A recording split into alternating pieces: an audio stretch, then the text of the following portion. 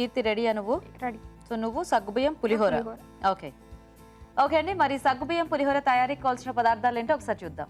సగ్గుబియ్యం పులిహోర తయారు చేయడానికి కావాల్సిన పదార్థాలు: నానబెట్టిన సగ్గుబియ్యం 1 కప్పు, వేరుశనగ పలుకుల పొడి 2 టేబుల్ స్పూన్లు, వేరుశనగ పలుకులు 1 టేబుల్ స్పూన్, తరిగిన పచ్చిమిరపకాయలు 2, ఎండుమిరపకాయలు 2, ఇంగువ చిటికెడు, నిమ్మరసం 1 టీ స్పూన్, పోపు దినుసులు 1 టేబుల్ స్పూన్, ఉప్పు తగినంత, పసుపు చిటికెడు, కరివేపాకు 2 రెమ్మలు, నూనె 2 టేబుల్ స్పూన్లు.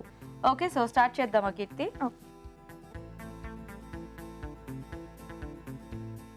ఫస్ట్ మనం ఆయిల్ వేసుకుందాం. ఓకే.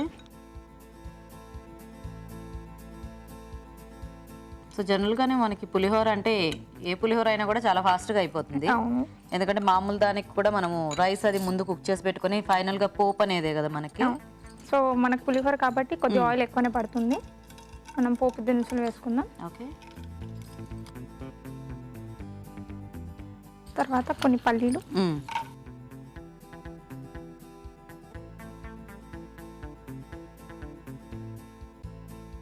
పచ్చిమిర్చి వేసుకుందాం.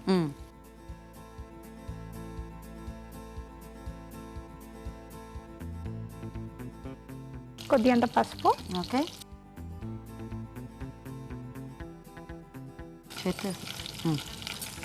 కరివేపాకు. సగ్గుబియ్యంతో ఇలాంటి సింపుల్ రెసిపీస్ తప్పితే పెద్ద ఎక్కువ అంటే ప్రాసెస్డ్ ఉన్న వంటలు ఏమీ ఉండవేమో కదా. ఈజీగా అయిపోతుంది. మార్నింగ్ బ్రేక్ఫాస్ట్ కి కూడా అలాంటి టైంలో బాగుంటుంది. కాకపోతే అంటే కొంచెం నానబెట్టుకోవడం అనేది కాస్త టైం పడుతుంది అనుకుంటా. సో ఇది కూడా ముందు నానబెట్టేసి పెట్టుకోవటమేనా సగ్గుబియ్యం? ఓకే. సో ఈ పులిహోర ఎక్కడ నేర్చుకున్నావు కీర్తి? ఇది మమ్మీ రెసిపీ నేర్పించింది. సో సింపుల్ వంటలన్నీ నేర్చుకుంటుంటావా? ఏం చేస్తుంటావు నువ్వు? నేను జాబ్ చేస్తున్నాను. జాబ్? యా. ఇది కొద్దిగంత మనము ఎండుమిరపకాయలు. ఓకే. మనం ఇలా చుంచి వేసుకుందాం.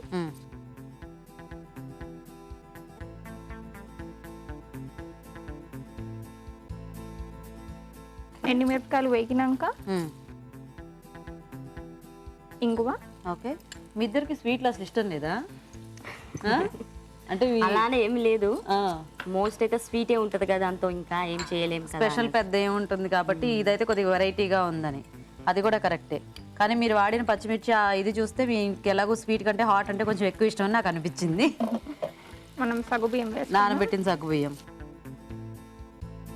కాకపోతే ఇవి మనం అంటే కొంచెం రైస్తో అంటే ఎక్కువ క్వాంటిటీ తింటాం కానీ వీటితో అంత ఎక్కువ తినలేమేమో కదా. Little bit salt. Okay. So సరిపడా.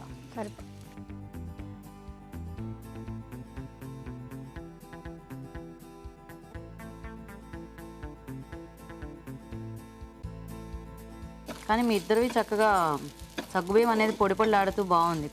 అంటే కొంతమంది ఇట్లాంటి వెరైటీస్ చేసేటప్పుడు ఎందుకు మరి అది అంటుకుపోయి ఎందుకు అలా అంటావు? బాగా వాటర్లో నానబెడుతూ ఉంటే ఎక్కువ నానితే అలా అవుతుందా? మోస్ట్ 1-2 అవర్స్ అయితే సరిపోతుంది.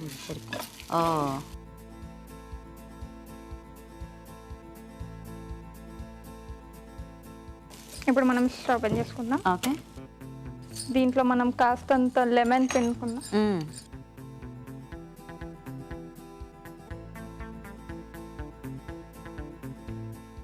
ఈ సగ్గుబియ్యంతో వంటలు బాగున్నాయి కదా, చాలా ఫాస్ట్గా అయిపోయాయి అండ్ టేస్టీగా కూడా ఉంటాయి అనుకుంటా. సో బౌల్లోకి తీద్దామా? ఓకే. లాస్ట్లో మనం కొద్దిగా పల్లీల పొడి వేసుకుందాం. ఓ, సో ఇది అడిషనల్ టేస్ట్. ఎప్పుడు రొటీన్ పులిహోరనే కదా తినేది. అవును, లాస్ట్ రొటీన్ పులిహోరలో కూడా కొంచెం ఇట్లాంటి పౌడర్స్ అవి యాడ్ చేసి చేస్తూ ఉంటారు అప్పుడప్పుడు. నువ్వు ఇందులో కూడా అలా యాడ్ చేసావు. నైస్.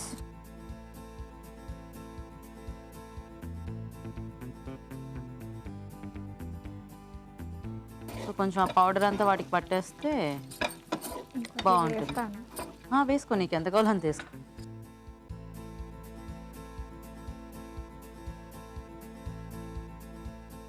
జనరల్గా పిల్లలకి ఇట్లాంటి ఐటమ్స్ నచ్చుతాయి కదా. ఐ మీన్ పప్పులుగా రైస్ ఇలాంటివి తినాలంటే కాస్త బోర్గా అనిపిస్తుంది. ఈవినింగ్ స్నాక్ లాగా కూడా చేసుకోవచ్చు. ఇది మనం బౌల్లో తీసుకుందాం. ఓకే.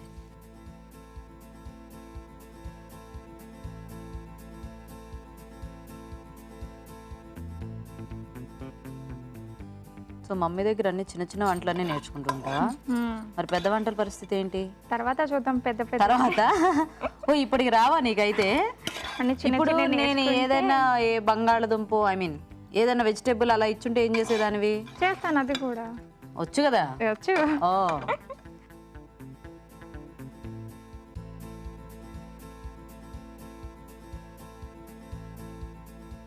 ఇద్దరు పచ్చిమిరపకాయలు మాత్రం బాగా వేశారు ఘాటుగా.